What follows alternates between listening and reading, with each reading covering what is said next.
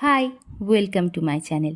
বিয়ের পর প্রথম যেদিন বর বলেছিল শুক্তো রান্না করতে, আমি বেশ ভয়ই পেয়েছিলাম। ঠিকমতো করে পারবো তো?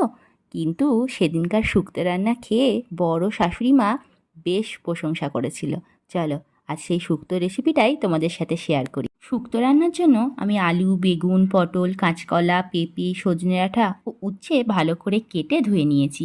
তারপর একে একে কড়াইতে তেল দিয়ে সমস্ত সবজিগুলো আলাদা আলাদা করে ভেজে নিয়েছি। চলো, উচ্ছেটা যতক্ষণ ভাজা হচ্ছে মশলাটা তৈরি করে নিই। 1 চামচ সাদা সর্ষে, 1 চামচ কালো সর্ষে ও 1 চামচ পোস্ত ভালো করে পেস্ট করে নিয়েছি। এবার করলাগুলোকে তুলে সব শেষে ওই তেলে বেগুনগুলোকেও ভেজে নিয়েছি। তারপর কড়াইতে আরেকটু তেল দিয়ে তাতে 1/2 চামচ মতো রাঁধুনি ও একটা তেজপাতা দিয়ে দিয়েছি এবং আগে থেকে বেটে রাখা সর্ষে পোস্তর পেস্টটা দিয়ে একটু নাড়াচাড়া করে নিয়েছি।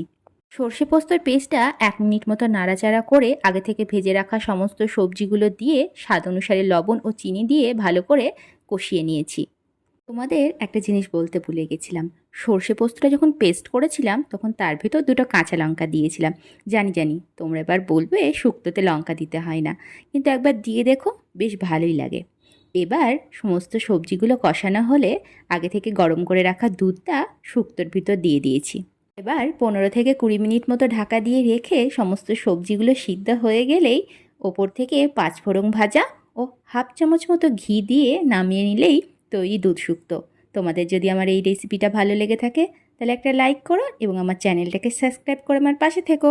Thank you for watching.